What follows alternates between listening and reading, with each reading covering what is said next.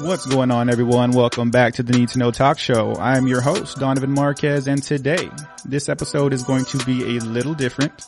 This is going to be a solo episode, so I hope y'all enjoy it. And these are going to be quick, smaller episodes. So something I had an idea about, and I wanted to give it a shot. So here we are, and I hope you really enjoy it. Now, this episode is going to be becoming the villain in your own story. A little bit of a different take on things, so hear me out. Now, okay, be honest. Have you ever looked back on a situation and realized you weren't the hero after all? Or just maybe you thought you were doing the right thing, standing up for yourself, or just making the best choice in the bad situation, but somewhere along the way, you crossed the line. That's what today's episode is going to be about. We're diving into the moment you became the villain in your own story. Now, let's talk about it. So, we grow up believing we are the protagonist of our story, right? That's everybody. You, me, anyone that you know. Every struggle, every victory, it's all about us. But what really makes a villain? We know what really makes a villain to you.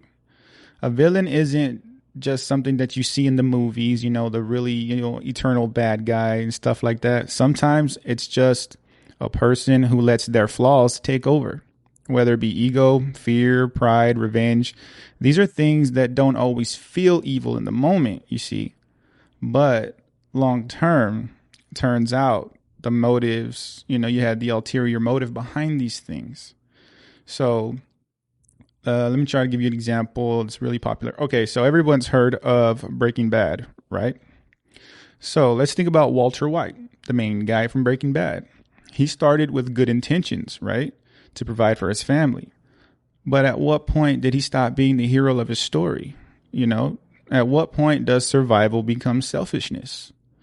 Now let's break it down a little further. What are some key traits that can signal a villain in real life? Is it overconfidence, something like manipulation, or refusing to listen to others? Now, does any of that shit sound familiar to you? Because I think we've all been there before.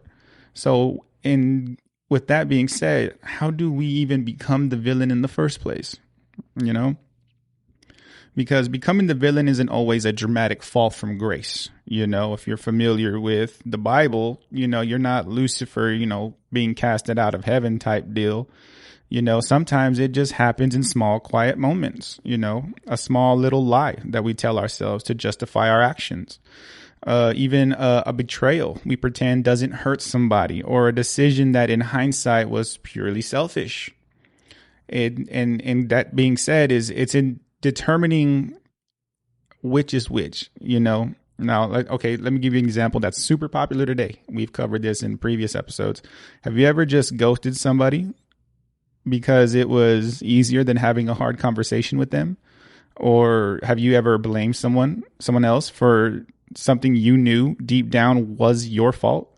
Now, these are tiny villain moments, and they add up over time. And the biggest thing here, guys, the biggest factor in all this is time. Now, let's take a moment and think about a time when you acted out of anger or self-preservation. What would someone else's version of that story sound like? Would you still be the hero? There's a popular phrase that I absolutely love and live by, is that two things can be true at the same time.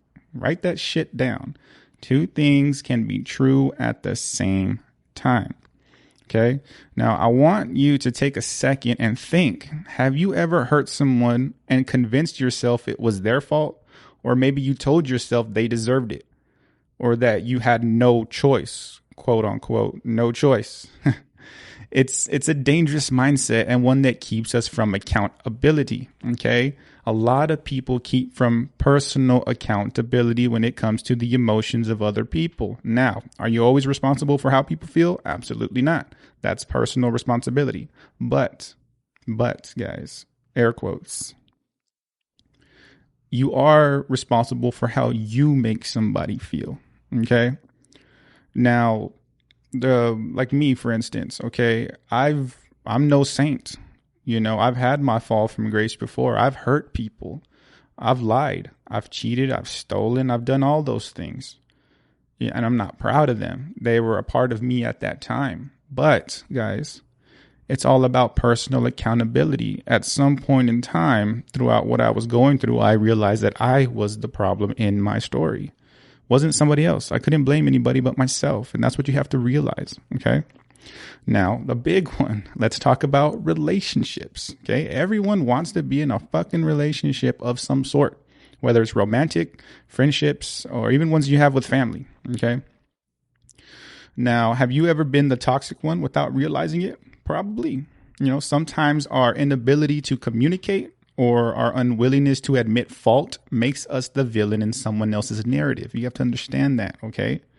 Because the people you're around, they're not thinking about you as the main character. Or how these kids say, main character vibes. It's just that way, okay? Now, how do we justify the descent from grace, so to speak? Now, one of the biggest ways we become the villain is justification. That's plain and simple. Our brains are wired to protect our self-image. And that means we'll twist the truth to avoid admitting we were wrong. Okay. Like kids like to say, gaslighting, air quotes, is something that's very real. But our brains are just wired that way. Now, rewiring your brain to think differently takes a lot of effort. And that's what we're going to get into, because one of my favorite things that I talk about all the time, if you've had a personal conversation with me, is cognitive dissonance. Okay. That is very real. Now, if we believe we're a good person, but we do something bad, our brain tries to resolve that conflict. You understand? And it does that by rewriting the narrative, which is just painting ourselves as the misunderstood hero instead of the one who actually fucked up, but that happens to everyone. You are not alone in this. Okay. Also, let's talk about workplace. Have you ever thrown a coworker under the bus or taken credit for something that wasn't entirely yours? Or you bent the truth a little bit to stay in a position of power? Something like that. That also is little villainy type shit. It happens more often than we think. Okay. But the biggest kicker to all this is, can you change? Is it possible to change? Yes. In short, yes, it is. Does it take a lot of effort to do so? Absolutely. That's the problem that everybody has, is the effort it takes to actually change. Okay. Not every villain story has to end in destruction. You understand? Some of the best villains some of the best arcs, you can say, are about redemption. Think about it, but that starts with self-awareness. You have to recognize where you went wrong, acknowledge that the hurt you caused, and actively work to change. It takes that to actually change. It's like a step-by-step process. You have to recognize, of course, like I said, where you went wrong. 1, 2, you have to acknowledge that the hurt that you actually caused. And now if somebody wants to give you a mouthful of their thoughts about what you did, you got to sit there and take it, because that's how you made that person feel. If it's justified on their end, it's just how it is. Okay. And third, the last thing you will actually do that combines all of this, the glue that combines all of this shit, is actively working to change. Okay. So if you're listening to this and you realize you might probably more often than not been the villain in someone's story, ask yourself, is there something I need to make right? Do I owe someone an apology? I don't give a shit if you were drunk or you did something to someone that pissed them off, or you hurt somebody emotionally or something like that. You might owe someone an apology for what you did. It's just how it is. We all get there, and we're flawed. That's a part of being human. It's what they call the human condition. We are flawed beyond measure. But the thing that makes us human is being able to apologize and go back and just, ask for forgiveness if it was that bad, or just a simple apology might suffice. You know what I mean? Because forgiveness is a huge part of redemption, but it's not just about asking for it. Okay. It's about proving through actions that you've actually learned and grown. Okay. Actions speak louder than words, guys. One of the oldest tales as old as time. All right. Now, what about self-forgiveness? Another important one is now moving forward when you've realized that you were a problem or the problem, we'll explore steps for making amends with yourself and others. Okay. But that starts with realizing first. Okay. But guys, we all have moments. We're all human. We all have moments where we aren't the hero. But the important thing is to recognize it before it's too late.